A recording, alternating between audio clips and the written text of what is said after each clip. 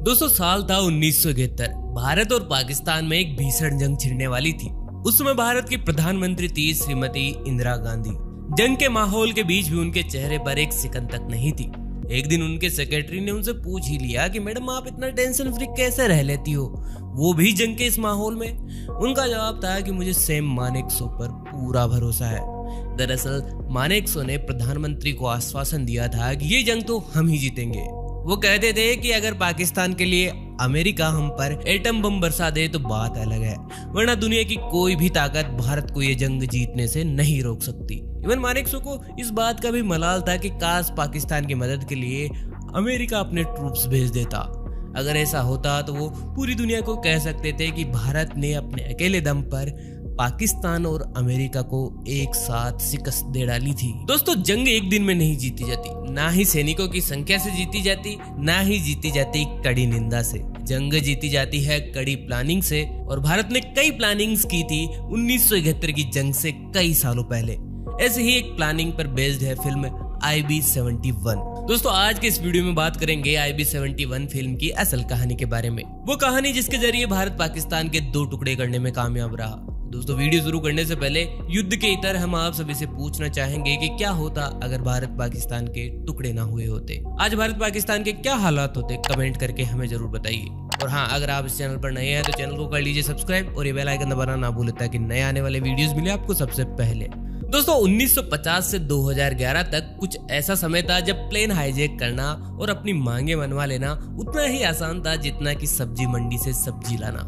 पाकिस्तान के रावलपिंडी में बैठे शख्स ने जब ऐसे ही किसी प्लेन हाईजैक के बारे में सुना तो उसने प्लान बनाया कि वो भी आजाद कश्मीर की आवाज उठाने के लिए प्लेन हाईजैक करेगा और अपनी मांगे मनवा लेगा। तुरंत एक प्लेन हाईजैक की प्लानिंग हुई। लगभग एक साल की तैयारी के बाद 30 जनवरी 1971 वो शुभ दिन आ ही गया जब प्लेन हाईजैक हुआ और कश्मीर से पाकिस्तान लाया गया। पाकिस्तान में जश्न का माहौल था। हाईजैकर्स को देखने के लिए लोगों का तांता लगा हुआ था। इतना ही नहीं, पाकिस्तान के राष्ट्रपति जुल्फिकार अली भुट्टो खुद एयरपोर्ट पहुंचे और दोनों हाईजैकर से मुलाकात की और इस नेक काम के लिए शाबाशी भी दी। और कुछ इस तरह प्लेन हाईजैक करने वाले दोनों लोग रातों रात पाकिस्तान में हीरो बन गए। फिर वक्त बदला, हालात बदले और बदले जज्बात। इस घटना के एक साल बाद ये दोनों हाईजैकर कटघरे में खड़े थे और वो भी पाकिस्तान के। पाकिस्तान हाईकोर्ट में उन पर जासूसी का केस चल रहा था। पाकिस्तान जिन्हें हीरो समझ रहा था वो मुल्क के दो टुकड़े करवाने वाले थे।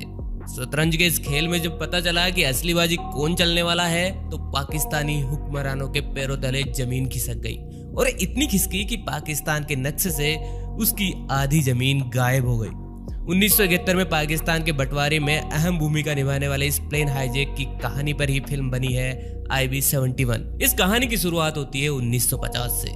जम्मू कश्मीर प्लेबिसाइड फ्रंट नाम से एक संगठन की शुरुआत हुई। ये गुट जम्मू कश्मीर में जनमत संग्रह कराना चाहता था और कश्मीर के कई युवा इस संगठन से जुड़े। इनमें से एक नाम था मकबूल भट्ट। 1959 में पुलिस से बचने के लिए मकबूल भट्ट पाकिस्तान भाग गया और पेशावर यूनिवर्सिटी में दाखिला ले लिया। यहाँ उर्दू भाषा में मास्टर्स करने के बाद 1961 में उसने पाकिस्तान में एक लोकल इलेक्शन लड़ा और जीत भी गया। और इस दौरान लगातार वो कश्मीर की आजादी के लिए मांग उठाता रहा। हालांकि उसका कहना था कि कश्मीर भारत या पाकिस्तान किसी का हिस्सा ना होकर एक अलग आजाद मुल्क होना चाहिए। 1965 में उसने अपने कुछ सहयोगियों के साथ एक नया गुट बनाया, नेशनल लिबरेशन फ्रंट। NLF एक आतंकी संगठन था। वापस कश्मीर आया 1966 में मकबूल और उसके साथियों ने एक CID इंस्पेक्टर अमरचंद को अगवा कर लिया। अमरचंद ने भागने की कोशिश की तो उसे गोली मार दी। पुलिस ने दबिश देते हुए मकबूल भट्ट को गिरफ्तार कर लिया। वहीं उसका एक साथी औरंगजेब मुठभेड़ में मारा गया। साल 1968 में श्रीनगर कोर्ट ने इस मामले में मकबूल भट्ट को फांसी की सजा सुनाई, लेकिन वो जेल से सुरंग खोदकर फरार हो गया। उसने एक बार दोबारा अपना संगठन खड़ा करने की कोशिश की, लेकिन पाकिस्तानी इंटेलिजेंस उसके फरार होने की कहानी को पचा नहीं पा रही थी। उन्हें शक था कि भट्ट डबल एजेंट हो सकता है। इसके अलावा पाकिस्तानी खुफिया एजेंसी ISI कश्मीर में अपने कोवर्ट ऑपरेशन चला रही थी और वो नहीं चाहती थी कि NLF के नौसिखियों के कारण उसका काम बिगड़े। उसी साल मकबूल की मुलाकात दो लड़कों से हुई थी जो कश्मीर से पाकिस्तान पहुंचे थे। 17 साल का हासिम कुरैशी और 19 साल का अशरफ कुरैशी। रोचक बात यह है कि इन कुरैशियों को पाकिस्तान पहुंचाने में मदद एक BSF अधिकारी ने की थी। बदले में उन्हें मकबूल भट्ट के खिलाफ इंफॉर्मेशन इकट्ठा करनी थी। हासिम और अशरफ मकबूल से मिले और NLF में शामिल हो गए। इसके बाद शुरू हुई गंगा हाईजैकिंग की कहानी। 18 जून 1969 को मकबूल ने हासिम को एक काम की जिम्मेदारी दी। उसे भारत में एक प्लेन हाईजैक करना था ताकि कश्मीर की समस्या को इंटरनेशनल मंच पर पब्लिसिटी मिले। पाकिस्तान में ही हासिम को हाईजैकिंग की ट्रेनिंग मिली। उसे पिस्तौल चलाने और बम बनाना भी सिखाया गया। इसके बाद एक पिस्टल और एक हैंड ग्रेनेड देकर उसे श्रीनगर भेजा गया, लेकिन इस दौरान हासिम को बीएसएफ ने पकड़ लिया। पूछताछ में उसने पूरी कहानी उगल डाली कि कैसे मकबूल ने उसे प्लेन हाईजैक की जिम्मेदारी दी है। साथ ही उसने बीएसएफ को भी बताया कि 2 और लोग उसके साथ काम को अंजाम देने वाले हैं। दरअसल ये उनका पहले से प्लान था कि अगर पकड़े जाए तो बीएसएफ को सारी कहानी बता दे ताकि उन पर नरमी बरती जाए। ऐसा हुआ भी। बीएसएफ ने हासिम को अपने साथ काम करने का न्योता दिया। साथ ही उसे सब इंस्पेक्टर की पोजीशन देकर श्रीनगर हवाई अड्डे पर तैनात भी कर दिया ताकि वो एनएलएफ के बाकी सदस्यों की पहचान कर सके। सब इंस्पेक्टर रहते हुए हासिम अपने प्लान में लगा रहा। उसने श्रीनगर एयरपोर्ट पर रेकी कर पूरी जानकारी अपने साथी अशरफ तक पहुंचाई। दिसंबर 1970 तक पूरी प्लानिंग हो चुकी थी। सिर्फ एक समस्या सामने थी। हासिम जो हैंड ग्रेनेड और पिस्टल लाया था उसे बीएसएफ ने अपने कब्जे में ले लिया था। उस मुश्किल का हल ढूंढते हुए दोनों ने तय किया कि एक नकली पिस्तौल खरीदेंगे। इसके बाद ग्रेनेड बनाने के लिए एक कारपेंटर ढूंढा गया जिसने लकड़ी का एक ग्रेनेड बनाया जो पेंट करने के बाद बिल्कुल असली ग्रेनेड जैसा दिखने लगा था। हाईजैकिंग के लिए 30 जनवरी 1971 की तारीख चुनी गई। इस तारीख को चुनने का खास कारण था, दरअसल इस दिन प्रधानमंत्री इंदिरा के बेटे राजीव गांधी का श्रीनगर आने का प्लान था। ठीक है, इन मौके पर दोनों एयरपोर्ट पहुंचे तब पता चला कि राजीव का प्लान कैंसिल हो चुका है। इसके बाद दोनों ने तय किया कि एक दूसरे विमान को हाईजैक करेंगे। जो प्लेन चुना गया उसका नाम था गंगा। ये काफी पुराना प्लेन था और काफी पहले ही रिटायर किया जा चुका था, लेकिन हाईजैकिंग से ठीक पहले आश्चर्यजनक ढंग से इसे दोबारा इंडियन एयरलाइंस में शामिल कर लिया गया। सुबह 11:30 बजे प्लेन ने उड़ान भरी। श्रीनगर से जम्मू की तरफ लगभग पौने घंटे बाद जैसे प्लेन लैंडिंग को तैयार हुआ, हासिम प्लेन के कॉकपिट पर घुसा और उसने अपनी नकली पिस्तौल निकाली और पायलट की कनपट्टी पर रख दी। पायलट से प्लेन रावलपिंडी ले जाने को कहा। उन्होंने हासिम से कहा कि प्लेन में इतना फ्यूल नहीं बचा कि इसे रावलपिंडी ले जाया जा सके। तय हुआ कि प्लेन लाहौर ले जाया जाएगा। सीधे तरीके से बोले तो उन्होंने इजीली एक प्लेन को हाईजैक कर लिया था। लगभग 1:30 बजे प्लेन लाहौर हवाई अड्डे पर उतरा। यहाँ हासिम ने पाकिस्तानी अधिकारियों को अपनी पहचान और मकसद के बारे में बताया। दोनों ने मांग रखी कि उनकी मकबूल भट्ट से बात कराई जाए। बात तो नहीं हो पाई, लेकिन अशरफ और हासिम महिलाओं और बच्चों को छोड़ने को तैयार हो गए। कुछ देर में सभी लोगों को छोड़ दिया गया, जिसके बाद पाकिस्तानी अधिकारी यात्रियों को लाहौर के एक होटल में ले गए और कुछ दिनों बाद उन्हें भी सही सलामत भारत पहुंचा दिया गया। पाकिस्तान को लगा कि मामला निपट गया है, लेकिन असली खेल तो अब शुरू होना था। हाईजैकिंग के कुछ ही घंटों में ऑल इंडिया रेडियो ने यह खबर पूरे भारत में फैला दी थी। वहीं शाम तक पूरे पाकिस्तान को भी हाईजैकिंग का पता चल चुका था। जब लोगों को पता चला कि कश्मीर की आजादी के लिए 2 लड़के प्लेन उठा लाए हैं तो एयरपोर्ट पर उन्हें देखने के लिए लोगों की भीड़ जमने लगी। अशरफ और हासिम रातों रात हीरो बन गए। मामला इंटरनेशनल हो चुका था। वहीं पाकिस्तान का एक और मामला इंटरनेशनल हो चुका था। 70 में पाकिस्तान में चुनाव हुए थे, जिसमें पूर्वी पाकिस्तान की आवामी लीग ने बहुमत हासिल किया था। नियमानुसार सत्ता उन्हें मिलनी चाहिए थी, लेकिन पश्चिमी पाकिस्तान के गोरे पठान सांवले बंगालियों को अपने से कमतर समझते थे।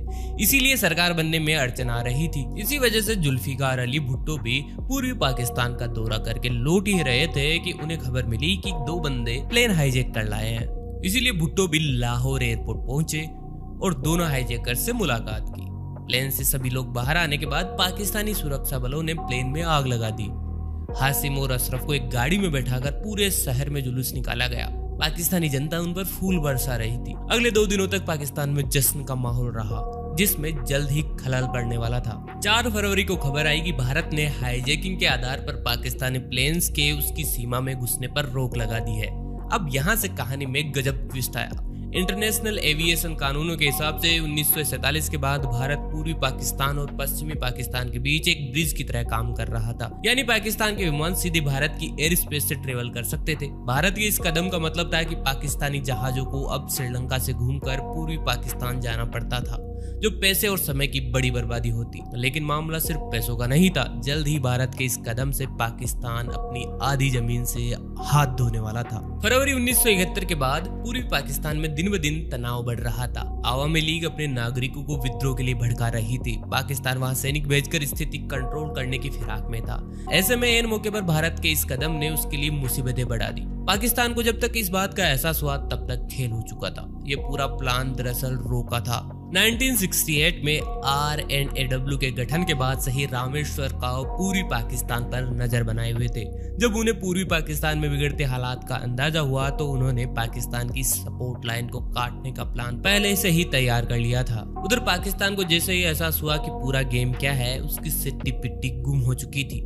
राष्ट्रपति याहिया खान के इशारे पर तुरंत हासिम, अशरफ, मकबूल और चंद और लोगों को हिरासत में लेकर एक इंक्वायरी बिठा दी, जिसकी जांच रिपोर्ट में कहा गया कि हासिम कुरैशी एक भारतीय एजेंट था और भारत ने साजिशन इस घटना को जानबूझकर अंजाम दिया था। Pakistan international court of justice पहुंचा, लेकिन तब तक मामला बिगड़ चुका था और पाकिस्तान अपनी आधी जमीन से हाथ धो बैठा था। मार्च में शेख मुजीबुर रहमान की गिरफ्तारी के बाद पाकिस्तान ने ऑपरेशन सर्च लाइट की शुरुआत की। भारत ने मुक्ति वाहिनी के गठन में मदद देना शुरू किया। अक्टूबर तक मुक्ति वाहिनी विद्रोही के सामने पाकिस्तान के पैर उखड़ने लगे। 6 अक्टूबर को इस बड़ी लड़ाई में पाकिस्तान के 500 से ज्यादा सैनिक मारे गए। 3 दिसंबर को आधिकारिक तौर पर भारत पाकिस्तान युद्ध की शुरुआत हुई और 16 दिसंबर तक पाकिस्तान ने आत्मसमर्पण भी कर दिया। अब बात करते हैं इन प्लेन हाईजैकर्स का क्या हुआ। मकबूल भट्ट सहित बाकी लोगों को पाकिस्तान में इस मामले में रिहाई मिल गई। वहीं हासिम कुरैशी को जासूसी के जुर्म में 9 साल पाकिस्तानी जेल में रहना पड़ा। साल 2000 में कुरैशी भारत आया, जहां उसे पाकिस्तानी एजेंट होने के आरोप में गिरफ्तार कर लिया गया। बीबीसी को दिए इंटरव्यू में कुरैशी का कहना है कि वह न तो पाकिस्तान का एजेंट था, न ही भारत का। उसने दोनों देशों का इस्तेमाल अपने मकसद के लिए किया था। मकबूल भट्ट 1976 में एक बार फिर से कश्मीर लौटा। उसने एक बैंक लूटने की कोशिश की, लेकिन उसे फिर से पकड़ लिया गया और इस बार भी उसे फांसी की सजा सुनाई गई और 1984 में तिहाड़ जेल में उसे फांसी दे दी गई। दोस्तों, 1971 की जंग में गंगा प्लेन हाईजैकिंग की घटना सबसे महत्वपूर्ण मानी जाती है और इसी की असल कहानी पर बेस्ड है IB-71। दोस्तों, इस पूरी घटना पर रो का सबसे महत्वपूर्ण योगदान रहा है। आपका रो के बारे में क्या कहना है? अगर आपको कभी मौका मिले जहां आपको रो का एजेंट बनना पड़े, तो क्या आप भी एक एजेंट बनना पसंद